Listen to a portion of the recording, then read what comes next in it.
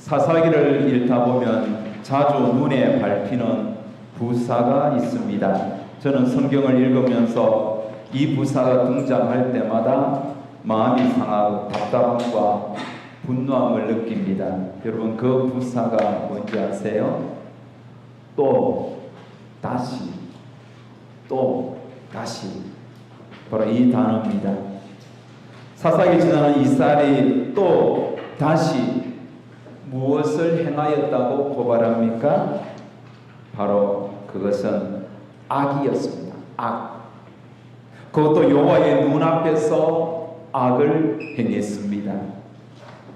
얼마나 여호와의 눈앞에서 그들이 악을 행하였는지 사사기서 곳곳에 증언합니다. 3장 12절에 또 여호와의 목전에 악을 행하니라. 4장 1절에 또 여호와의 목전에 악을 행하며 6장 1절에도 또 여호와의 목전에 악을 행하였으므로 10장 6절에도 또 다시 여호와의 목전에 악을 행하여 13장 1절에도 다시 여호와의 목전에 악을 행하였으므로 또 다시 이스라엘 백성들은 끊임없이 악을 행했습니다. 여러분, 이스라엘 자손들이 누구입니까?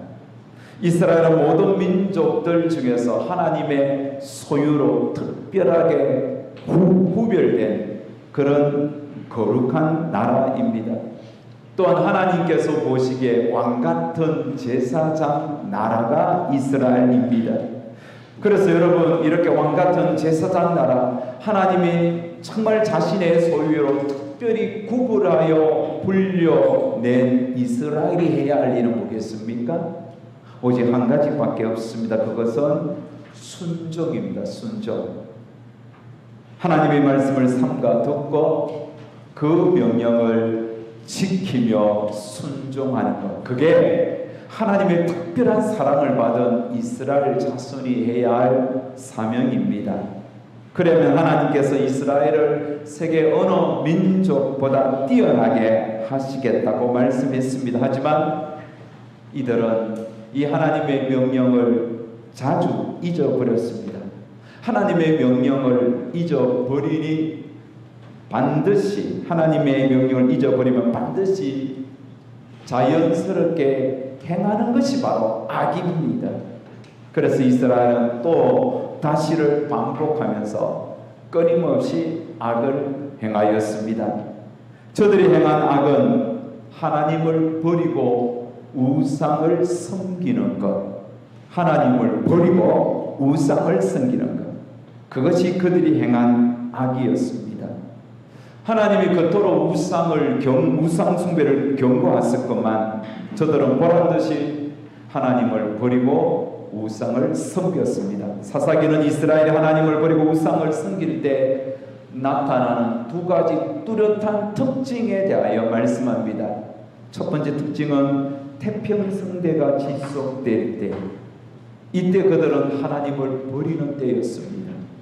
사사들이 통치할 때에 그들은 40년 혹은 80년 태평성대를 누렸습니다. 온니엘이 통치할 때에 그들은 40년 동안 그 땅에 평화가 임했습니다. 에훗이 통치하던 때에는 80년 동안 평안했습니다. 여러분, 폭풍 전야의 바다는 고요하다라는 말이 있죠. 평화로울 때가 어쩌면 가장 위험한 때일 수도 있습니다. 이스라엘은 40년씩 80년 동안 태평성대가 이어질 때 정말 그들은 더 경계하고 깨어 있어야 하는데 조금씩 하나님을 떠나기 시작했습니다. 우리나라가 한국 전쟁을 휴전한 지가 올해로 70주년입니다. 지난 70년은 유례를 찾기 힘들 정도로 이 한반도에 태평성대가 왔습니다. 전쟁이 없는 시대에 사는 것은 축복 중에 축복입니다. 오늘 이 자리에 예배드리는 대다수 성도님들은 전쟁을 경험하지 못했습니다. 물론 전쟁을 경험하신 어르신들이 몇 분 있기는 하지만 그게 소수입니다. 지금 우리는 그 어느 때보다 태평성대를 누리는 참 좋은 나라에 살고 있습니다. 우크라이나나 러시아 혹은 체첸 공화국, 시리아, 또 아프리카의 이런 여러 나라들 보십시오. 얼마나 부족 간의 전쟁도 많고 나라 간의 전쟁도 심합니까? 하지만 우리는 한국전쟁 이후에 지금까지 태평성대를 누리고 있다는 것은 축복 중에 축복입니다. 이때 우리는 그 어떤 때보다 하나님을 찾고 구해야 합니다. 여러분, 힘들어도 주일 예배 빠지지 마십시오. 힘들어도 주일 되면 교회 와서 예배 드리면서 하나님의 말씀을 들어야 합니다. 힘들다고 예배 빠지고 귀찮다고 성경 읽지 않고 피곤하다고 기도 자리 외면하면 나도 모르는 사이에 조금씩 하나님으로부터 멀어지게 되는 겁니다. 물론 여러분, 하나님을 멀리해서 절간에 찾아가서 부처를 섬기거나 무당집에 가서 좀 보지는 않겠지만 하나님을 조금씩 멀리하다 보면 내 마음에 다른 것들이 주인으로 자리 잡고, 그것이 주인 행사하는 겁니다. 그것이 사람일 수도 있고 물질일 수도 있고 아니면 세상의 취미일 수도 있고, 그러면서 불신자가 되어 가는 겁니다. 그러기에 여러분, 힘겨워도 하나님을 찾고 또 찾으십시오. 오늘처럼. 그게 성도로서 살아가야 할 살길입니다. 자, 이스라엘 백성들이 이렇게 악을 행했을 때는, 우상을 섬기고 하나님을 떠났을 때는 태평성대가 지속될 때고, 두 번째는 사사들이 죽었을 때 그들은 또 여호와의 목전에서 악을 행했습니다. 온니엘이 죽었을 때 3장 11절 12절에 보면 그들은 악을 행했습니다. 에훗이 죽었을 때도 악을 행했습니다. 사사 야엘이 죽었을 때도 악을 행했습니다. 사사 압돈이 죽었을 때도 그들은 또 악을 행했습니다.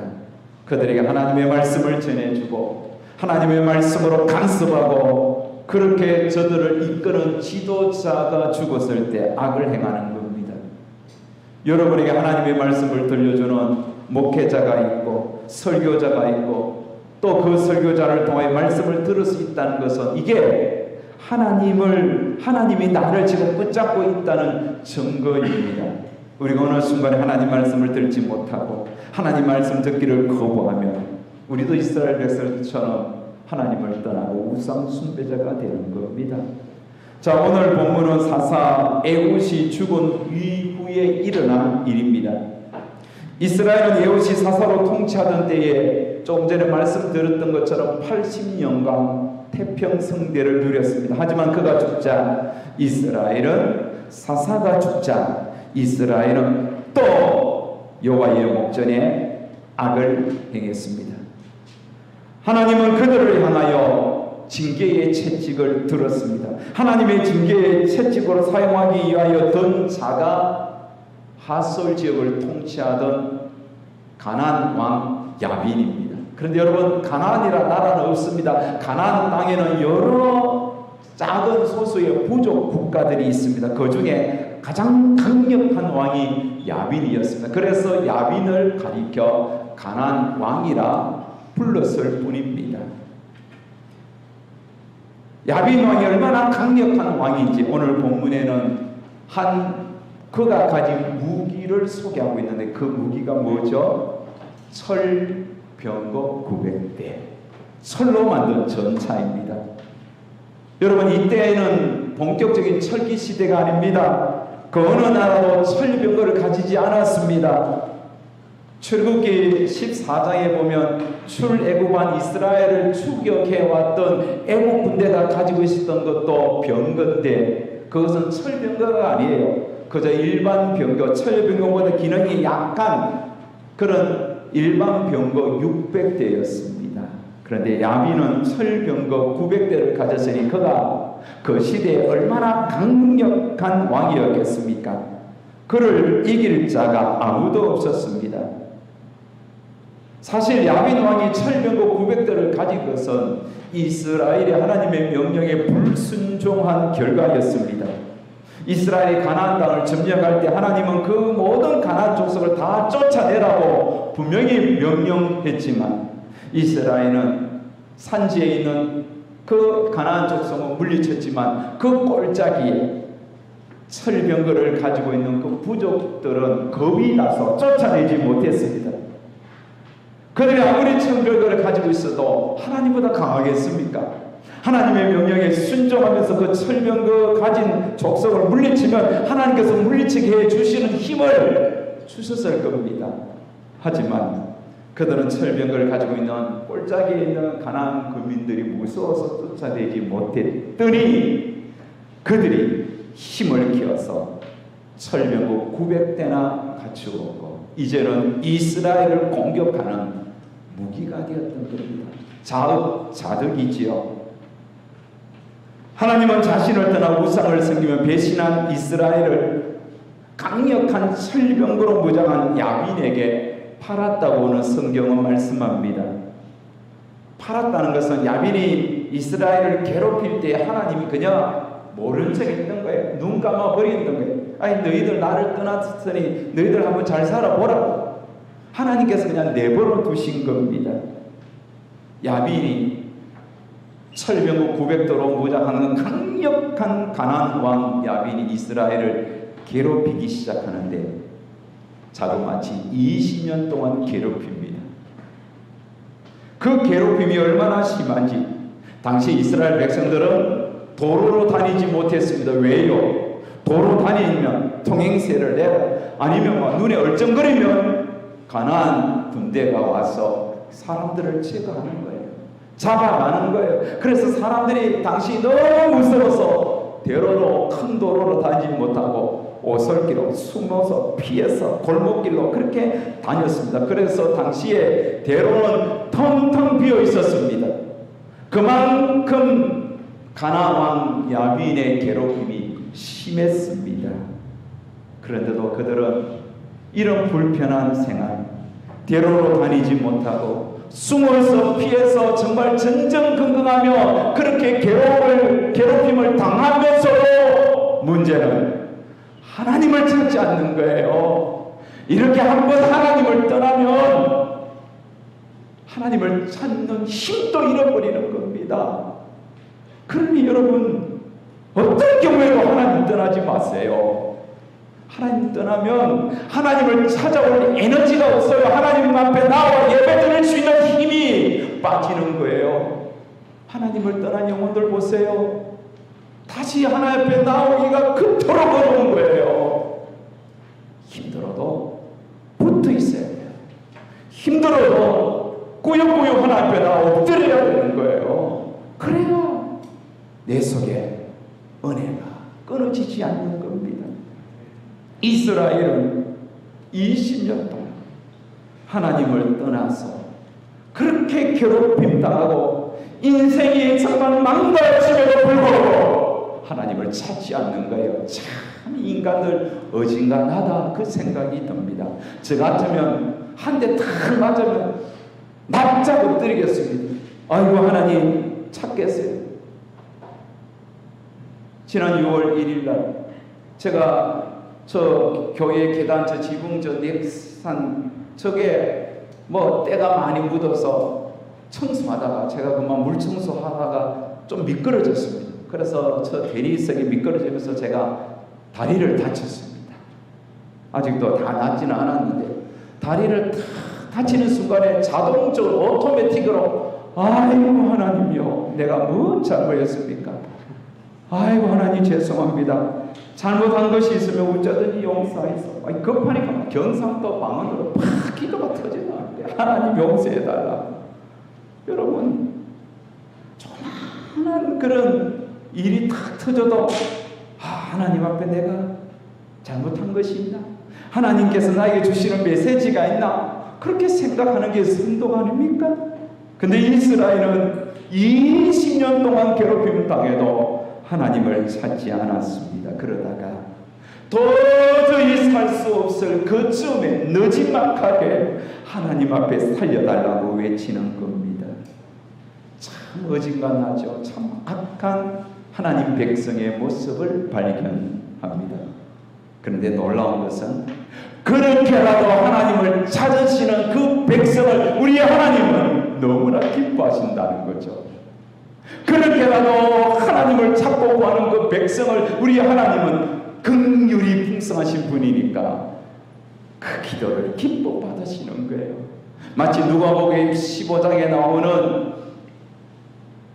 아버지의 품을 떠나 방탕한 생활하는 그 둘째 아들을 대문 밖에서 기다리는 그 비유 속의 그 아버지처럼 우리 하나님께서는 그렇게 고통당하다가 20년 만에 하나님 살려달라고 하고 정말 하나님 도와달라고 외치는 그 백성들을 주님이 정말 오랫동안 기다렸던 거예요.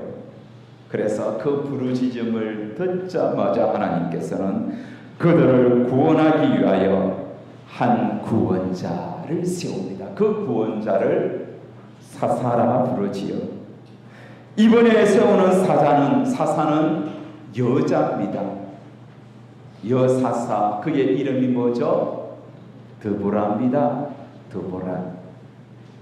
드보라는 이미 선지자로 활동하고 있었습니다. 드보라는 사사로 부름받기 전에 여선지자였습니다. 이스라엘 백성이 20년 동안 야빈에게 괴로움 당하면서도 죽게 돌아오지 않을 때 드보라는 홀로 하나님을 찾고 구했습니다. 그래서 그는 종려나무 아래에 펼쳐진 그 재판장에서 백성들을 위하여 하나님의 말씀을 캐논, 하나님의 말씀을 기준으로 해서 시시비비를 가려주는 그는 재판장으로서 일하고 있었던 겁니다. 그랬던 여선지자를 하나님께서는 사서로 불렀다는 겁니다. 여러분, 남성 위주의 사회에서 왜 여자 사사를 불렀겠습니까? 이유는 한 가지입니다. 남자들 중에 부를 인간이 없었기 때문에, 주의 나라를 위하여 위기에 빠진 백성들을 구하기 위하여 남자들 중에 부를 준비된 하나님 앞에 깨어있고 하나님 앞에 신실한 지도자가 한 사람도 없었기 때문에 여사사를 불렀던 거예요. 우리는 사사기를 읽으면서 영의 귀가 뚫려야 됩니다. 그러면서 사사기 저자가 정말 우리가 보이지 않는 곳에서 그 외치는 사사들의 소리를 좀 이 사사기 저자의 소리를 들어야 합니다. 에웃은 여러분 왼손잡이입니다. 왼손을 원래 잘 썼던 그런 자가 아니라 오른손에 장애를 입은 자입니다. 오른손을 쓸 수가 없어요. 그래서 왼손을 어쩔 수 없이 써야 되잖아요. 제 둘째 자영이 젊은 날 일하다가 오른손을 잃었습니다. 얼마나 힘들겠습니까? 그러니 어쩔 수 없이 왼손을 사용하기 시작합니다. 나중에는 왼손으로 못하는 게 없어요. 에웃이 그런 부류의 사람입니다. 에웃이 여러분 부름을 받았을 때 사사기 저자의 외침은 이것입니다. 너희들 멀쩡한 오른손잡이들은 뭐하냐? 오른손잡이들 중에 쓸만한 지도자가 없다는 거예요. 그래서 오른손 장애를 입은 왼손잡이 에웃을 불렀다는 겁니다. 여사사 드보라를 부르면서 사사기 저자는 외칩니다. 멀쩡한 남자들 너희들은 뭐 했냐? 이렇게 하나님께서 세우시는 사사들은 출신 성분이 엘리트도 아닙니다. 금수저도 아닙니다. 도리어 이스라엘 사회에서 정말 소외받고 외면받는 참으로 미약한 자들이 하나님께 부름을 받아 하나님의 일들을 감당하는 사사가 되었습니다. 좀 전에 이야기했던 오른손에 장애 입은 에웃이 부름받았지요. 소심하고 금 많은 기도원이 사사로 부름을 받았습니다. 심지어 길앗 건달이자 깡패 출신인 입다도 하나님의 사사로 부름을 받았습니다. 하나님은요, 하나님의 일들을 시키기 위하여 사람을 가리지 않습니다. 신학교 가면 깜짝 놀라는 것이 있습니다. 어떤 분이 신학교 갔는데 고등학교 동창이 왔는 거예요. 둘 다 기절초풍하는 거예요. 네가 어떻게 신학교 왔나? 너는 어떻게 왔냐? 그러면서 고등학교 다닐 때 싹이 노랬던 두 친구가 하나님의 부름을 받아 주의 종이 된 거예요. 하나님이 서시려고 하면 어떤 자도 설 수 있습니다. 심지어 돈을 들어서도 하나님의 일을 감당하는 겁니다. 중요한 것은 우리가 지금 하나님을 섬기고 있다, 하나님의 일을 하고 있다는 것이 감사할 따름입니다. 저같이 무능하고 연약한 자가 주의 종으로 부름을 받아 이렇게 말씀을 준비하고 선포하는 것이 은혜지요. 여러분들 같이 연약한 자가 주님의 일을 감당하기 위하여 예배를 섬기고 찬양대를 섬기고 또 교회 봉사하고 이렇게 주일날 주님 앞에 나와 하나님을 섬기는 것, 이게 감사할 따름입니다. 산수가 23장 1절처럼 만입이 내게 있으면 그 있다 가지고 내 구주 주신 은총을 늘 찬송하게. 이게 정말 우리의 신앙의 고백이 아니겠습니까? 우리 1절 한번 불러봅시다. 만입이 내게 있으면 그 있다 가지고 내 구주 주신 은총을 늘 찬송하겠네. 할렐루야. 우리 끝까지 주님을 찬양하면서 남은 생애를 사시기를 축원합니다. 사사로 부름받은 두부라는 하나님께서 주시는 깊은 영감을 받습니다. 그가 받은 영감은 두 가지입니다. 첫 번째로는 하나님이 반드시 이번 전쟁에서 승리케 하신다. 두 번째로는 바락을 불러가게 하라. 두부라는 하나님 주신 감동대로 바락을 불러서 하나님의 명령을 전합니다. 4장 6절 7절에 보면 같이 읽을까요? 너는 납달리 자손과 스불론 자손 10,000명을 거느리고 다볼 산으로 가라. 내가 야빈의 군대 장관 시스라와 그의 병거들과 그의 무리를 기선 강으로 이끌어 내게 이르게 하고 그를 내 손에 넘겨주리라 하셨느니라. 바락을 불렀다는 겁니다. 이때 바락은 드보라의 요청을 받고 드보라에게 다시 요청합니다. 4장 8절에 보면 바락이 그에게 이르되 만일 당신이 나와 함께 가면 내가 가려니와 만일 당신이 나와 함께 가지 아니하면 나도 가지 아니하겠노라. 여러분, 바락이 이 말은 가지 않겠다는 말이 아닙니다. 가기는 가겠지만 하나님이 지금 당신과 함께 하잖아요. 하나님이 함께 하시는 당신과 같이 전쟁에 가면서 하나님의 임재를 내가 경험하고 싶다는 것입니다. 그만큼 바락도 하나님을 신뢰하고 의지하겠다는 믿음의 말을 한 것입니다. 그래서 히브리서 기자는 하나님의 명령에 순종한 믿음의 사람들을 열거하면서 바락을 언급하죠. 히브리서 11장 32절 33절에 보면 내가 무슨 말을 더하리요.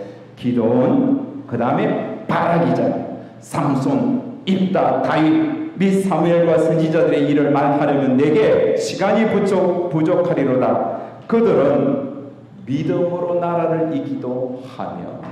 바락은 순종함으로 믿음을 보여주었고 그 믿음이 나라를 이겼다는 겁니다. 가나안 왕을 이겼다는 겁니다.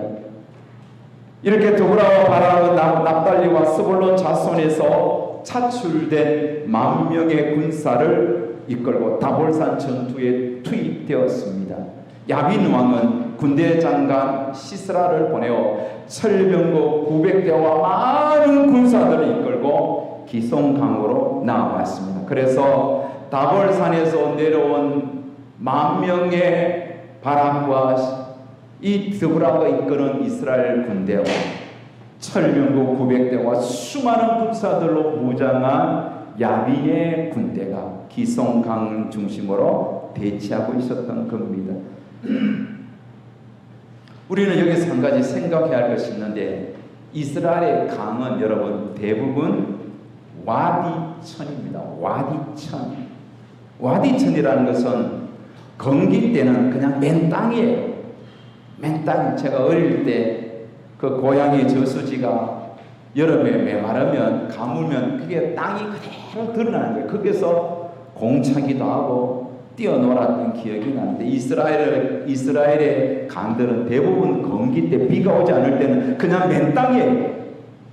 그냥 그 맨 땅에 주둔하기에 딱 좋습니다. 하지만 우기 때 비가 억수로 내리면 그곳에는 큰 강이 형성돼요. 이게 이스라엘의 강의 특징들. 우리나라는 강은 아무리 메말라도 물이 흐르지 않습니까?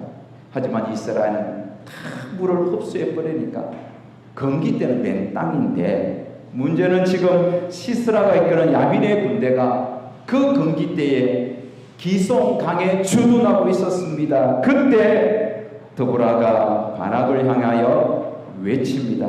드보라가 바락에게 이르되 4장 14절에 보면 일어나라. 이는 여호와께서 시스라를 내 손에 넘겨주시나니라. 여호와께서 너희에 앞서 나가지 아니하시느냐 하는지라. 이때 바락도 드보라를 통해 말씀하시는 하나님의 말씀에 순종합니다. 그래서 4장 14절에 보면 이에 바락이 10,000명을 거느리고 다볼산에서 내려가서 드디어 전쟁이 시작되었습니다. 놀라운 일이 일어납니다. 그 전쟁에서 이스라엘이 승리했습니다. 큰 승리를 했습니다. 우리 다 같이 4장 15절 다 같이 읽겠습니다. 시작. 여호와께서 바락 앞에서 시스라와 그의 모든 병거와 그의 온 군대를 칼날로 혼란에 빠지게 하시며 시스라가 병거에서 내려 걸어서 도망한지라. 여기서 야빈의 군대가 칼날로 혼란에 빠져 멸망했다고 소개하고 있죠. 하지만 5장 20절 21절에 보면 여기에는 바락과 드보라가 전쟁을 되돌아보면서 노래를 했는데 그 노래 가사에는 어떻게 전쟁에서 승리했는지 구체적으로 설명합니다. 5장 20절 21절 보십시오. 별들이 하늘에서부터 싸우되 그들이 다니는 길에서 시스라와 싸웠도다. 기송강은 그 무리를 포류시켰으니 이 기송강은 옛 강이라. 내 영혼아 내가 힘있는 자를 밟았도다. 하늘에서 별들이 싸웠다고 이야기합니다. 여러분, 이것은 무슨 말입니까? 철병거로 무장한 그들을 하나님께서 어떻게 물리치느냐 하면 하늘에서 억수 같은 비를 내렸던 겁니다. 건기 때에 우기처럼 하늘에서 비가 쏟아진 겁니다. 비가 내리니 여러분 기성나온 진흙탕이 되는 거예요. 그래서 아무리 철병거로 무장했어도 하나님이 내리신 억수 같은 비 앞에 철병거는 진흙탕에 빠져서 꼼짝 달싹하지 못하는 거예요. 바로 그때 이스라엘 군대 바락의 군대가 내려가서 그 모든 시스라의 군대를 쳐버렸던 겁니다. 완벽한 승리입니다. 그때 야빈의 군대 장관이었던 시스라는 겨우 혼자 몸이 빠져 도망쳤습니다. 도망치는 시스라를 바락이 추격해 갑니다. 시스라는 바락의 칼을 피하여 죽을 힘을 다해 달리고 또 달렸습니다. 바락의 추격이 어느 정도 보이지 않을 정 다리에 힘이 풀려 터벅터벅 걸어가는데 앞에 익숙한 텐트 하나가 보이는 거예요. 그 텐트는 바로 겐 사람 헤벨의 텐트입니다.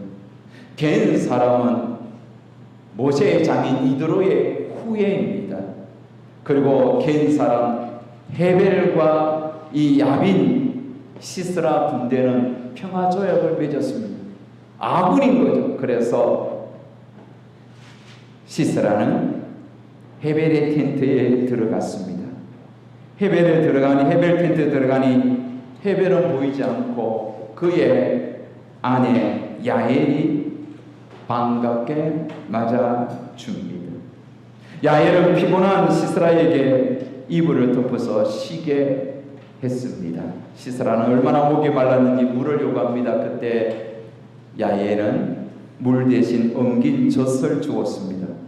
시스라는 엉긴 우유 젖을 먹고는 야엘에게 이렇게 당부합니다. 4장 20절 우리 같이 한번 읽겠습니다. 만일 사람이 와서 내게 묻기를 여기 어떤 사람이 있느냐 하거든 너는 없다 하라. 그리고는 시스라는 곧바로 깊은 잠에 골아 떨어집니다. 여러분, 우유는 따뜻한 우유는 수면 효과에 탁월한 효능이 있습니다. 그래서 야인은 물 대신 의도적으로 우유를 주어 그를 깊은 잠에 빠지게 했습니다. 사사기 저자는 야일이 어떤 의도를 가지고 그렇게 적극적으로 시스라에게 행동했는지를 보여줍니다. 성경은 그 후에 야일이 무엇 때문에 이렇게 시스라에게 친절을 베푸는지 그의 한 행동을 주목하게 합니다. 여러분, 겐 사람들은 옛날부터 날카로운 철을 사용했던 민족입니다. 그래서 철을 통하여 이렇게 못을 만들고 막대기를 만들고 날카로운 연장을 만들어 사용했던 민족입니다.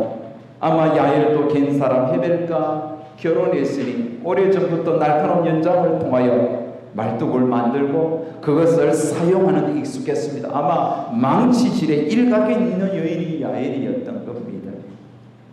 야일은 시스라가 곤히 잠들었을 때에 그의 간자놀이에 그 쇠막대기를 박아서 그의 목숨을 끊어버렸습니다. 좀 전에 우리가 20절 읽었잖아요. 시스라가 야일에게 요구한 것이 현실이 되었습니다. 무슨 말이냐면 20절 뜻을 풀이하면 이렇습니다. 만일 사람이, 여기서 사람은 남자 바락을 이야기합니다. 바락이 와서 야일에게 묻기를 여기 어떤 사람 남자 시스라가 있느냐 하거든 너는 시스라는 없다 하라. 이 말대로 그대로 되었습니다. 바락이 와서 시스라를 찾으니 시스라는 이 땅에 없었습니다. 죽었던 것이죠. 이렇게 해서 야빈의 군대는 완전히 멸망당하고 그로부터 40년간 그 땅에 평화가 왔습니다. 사랑하는 여러분, 제가 오늘 이 본문을 해석하고 여러분에게 전하면서 우리는 이 이스라엘이 20년 동안 괴롭힘 당하다가 한순간에 승리할 수 있었던 비결이 무엇인지를 생각해야 됩니다. 그것은 하나님의 명령에 순종했던 믿음의 사람들 때문입니다. 본문에는 하나님의 명령에 순종한 믿음의 사람 세 사람이 등장하죠. 누굽니까? 사사 더브라요. 그 다음에 두 번째는 바락이요. 세 번째는 야엘입니다. 더브라는 하나님의 부름에 순종하여 사사로 나아갔습니다.